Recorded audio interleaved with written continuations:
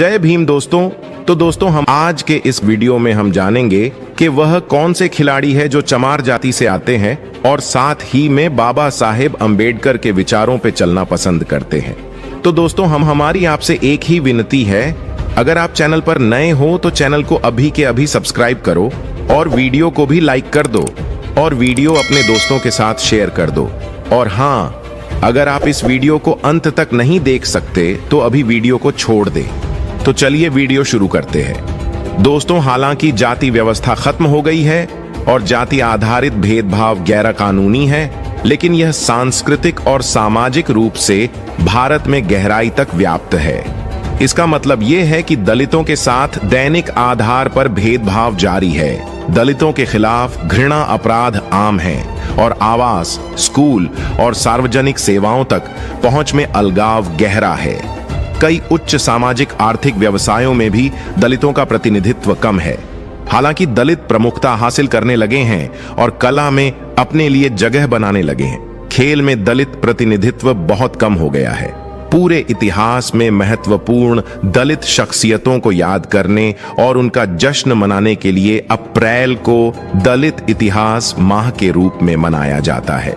इस महीने को यादगार बनाने के लिए हम 6 दलित खिलाड़ियों की कहानियां दिखा रहे हैं जिन्होंने अपने क्षेत्र में उत्कृष्ट प्रदर्शन किया है और कई बाधाओं को तोड़ा है। नंबर 1। तो दोस्तों नंबर 1 पर आती है स्वप्ना बर्मन, एक रिक्शा चालक और एक चाय बागान कर्मचारी की बेटी।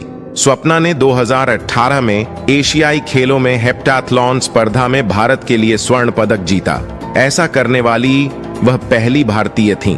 स्वप्ना पूर्वी भारतीय राज्य पश्चिम बंगाल से है, जहां उसकी जाति कोच राजबंशी को उच्च जाति की मुख्य धारा में नियमित रूप से बहिष्कृत और अपराधी ठहराया गया है। स्वप्ना का जन्म जन्मजात विसंगति के साथ हुआ था, जिसके कारण उसके दोनों पैरों में 6 उंगलियां हैं। हालांकि अपने परिवार की गरीबी को देखते हुए वह कभी भी विशेष जूते नहीं खरीद पाईं और उन्हें सामान्य जूतों में प्रतिस्पर्धा करनी पड़ी, जो अक्सर तंग होते थे। नंबर 2। तो दोस्तों नंबर 2 पर आती है तुलसी हेलेन। तुलसी हेलेन चेन्नई तमिलनाडु की एक मुक्केबाज हैं, जिन्हें उनके तेज फुटवर्क और मुक्का मारने की शैली के कारण अक्सर भारत की लेडी मोहम्मद अली कहा जाता है। उन्होंने अपना पहला स्वर्ण पदक 2000 में 14 साल की उम्र में नई दिल्ली में 23वीं YMCA बॉक्सिंग चैंपियनशिप में जीता था। अपने करियर के चरम पर उन्होंने मैरी कॉम, जो कि आगे चलकर ओलंपियन बनी, उनको भी हराया। एसोसिएशन के सचिव के हाथों अपने साथ हुए यौन उत्पीड़न के खिलाफ बोलने के कारण राज्य मुक्केबाजी संघ का समर्थन खोने के बाद जब तुलसी ने खेल से संन्यास लिया तो उनके नाम पर 30 पदक थे।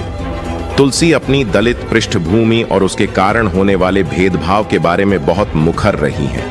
वह कहती हैं, क्योंकि मैं दलित पैदा हुई थी, इसलिए मुझसे सबसे निचले पायदान पर रहने की उम्मीद की जाती है, लेकिन मैं एक अलग जिंदगी का सपना देखता हूं। 3। तो दोस्तों नंबर 3 पर आती है हिमा दास। हिमा दास एक भारतीय धावक हैं। उन्होंने जकार्ता, इंडोनेशिया में 2018 एशियाई खेलों में 50 सेकंड का समय लेकर 400 मीटर से अधिक का भारतीय राष्ट्रीय रिकॉर्ड अपने नाम किया। वह 2018 में IAF वर्ल्ड U20 चैंपियनशिप में ट्रैक इवेंट में स्वर्ण पदक जीतने वाली पहली भारतीय एथलीट भी हैं, जहां उन्होंने 400 मीटर स्प्रिंट जीता था। दास की शुरुआत विनम्र रही। चावल किसानों की बेटी, वह उत्तर पूर्वी राज्य असम के एक छोटे से गांव से है। वह बचपन में मिट्टी के मैदानों में फुटबॉल खेलती थीं, लेकिन अपने शिक्षक शमसुल हक की सिफारिश पर उन्होंने स्प्रिंट दौड़ना शुरू कर दिया। नंबर 4। तो दोस्तों नंबर 4 पर आती है पीटी उषा। पीटी उषा को अक्सर भारत में ट्रैक और फील्ड की रानी के रूप में जाना जाता है। उन्होंने 1980 के दशक में ट्रैक और फील्ड स्पर्धाओं में एशियाई परिदृश्य पर अपना दबदबा बनाया और भारत के लिए कई पदक जीते। उषा 1984 में लॉस एंजल्स ओलंपिक में ओलंपिक फाइनल में पहुंचने वाली पहली भारतीय महिला बनी, जहां वह महिलाओं की 400 मीटर बाधा दौड़ में 1 सेकंड के 196वें हिस्से से कांस्य पदक से चूक गईं। वह अब भारतीय एथलीटों की एक नई पीढ़ी को तैयार करने की उम्मीद में केरल के कोझिकोड में एक अकादमी चलाती है। नंबर 5। तो दोस्तों नंबर 5 पर आती है संथी साउंडराजन। तमिलनाडु में ईंट भट्टा श्रमिकों के 5 बच्चों में से एक शांति साउंडराजन एक ट्रैक और फील्ड एथलीट हैं जिन्होंने भारत के लिए 12 से अधिक अंतर्राष्ट्रीय पदक जीते हैं। महिलाओं की 3000 मीटर स्टीपल चेज में उनके नाम भारतीय राष्ट्रीय रिकॉर्ड है। 2006 में लिंग सत्यापन परीक्षण में विफल होने के बाद दोहा कतर में एशियाई खेलों में महिलाओं की 800 मीटर दौड़ में उनका रजत पदक छीन लिया गया था। इस अनैतिक और अवैज्ञानिक परीक्षण से उसे जो अपमान सहना पड़ा, उससे वह अवसाद में चली गई और आत्महत्या के प्रयास से वह बच गई। तब से उन्होंने अन्य महिला एथलीटों का समर्थन किया है जो इसी तरह के मामलों से गुजरी हैं, जिनमें कास्टर सेमेन्या और दुती चंद शामिल हैं। सुंदर राजन ने दावा किया है कि भारतीय खेल प्राधिकरण में कोच के रूप में अपने काम के दौरान उन्होंने जाति आधारित भेदभाव का अनुभव किया है। नंबर 6। तो दोस्तों नंबर 6 पर आते हैं विनोद कांबली। भारत का पसंदीदा खेल क्रिकेट है और सबसे प्रसिद्ध दलित क्रिकेटरों में से एक विनोद कांबली हैं, जिन्होंने साल 1991 से 2000 के बीच भारतीय राष्ट्रीय क्रिकेट टीम के लिए खेला। कांबली उन 4 दलित क्रिकेटरों में से एक हैं जिन्होंने टेस्ट क्रिकेट में देश का प्रतिनिधित्व किया है और भारतीय क्रिकेट इतिहास में सबसे प्रसिद्ध दलित क्रिकेटर हैं। मध्य क्रम के बल्लेबाज, उन्होंने भारतीय टीम से संन्यास लेने के बाद दक्षिण अफ्रीकी घरेलू क्रिकेट सर्किट में बोलैंड प्रांत के लिए खेला। वह भारतीय क्रिकेट टीम में अपने साथी खिलाड़ी सचिन तेंदुलकर के बचपन के दोस्त थे। हालांकि कांबली को अपनी जाति के बारे में बात करना पसंद नहीं है, लेकिन वह मैदान पर जाति आधारित भेदभाव का शिकार रहे हैं, खासकर असंतुष्ट प्रशंसकों द्वारा।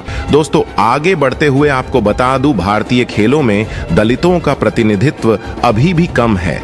हालांकि भारत की समग्र खेल संस्कृति की कमी की आलोचना की जा सकती है, लेकिन दलितों के लिए खेल, विशेषकर टीम खेलों में भाग लेने की संभावना कम है।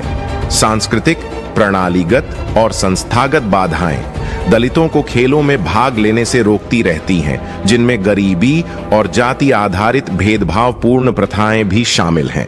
हालांकि खेलों में, विशेषकर भारतीय पुरुष क्रिकेट टीम में जाति आधारित कोटा के विचार पर बहस हुई है, लेकिन आमतौर पर इसे तीखी प्रतिक्रिया का सामना करना पड़ा है।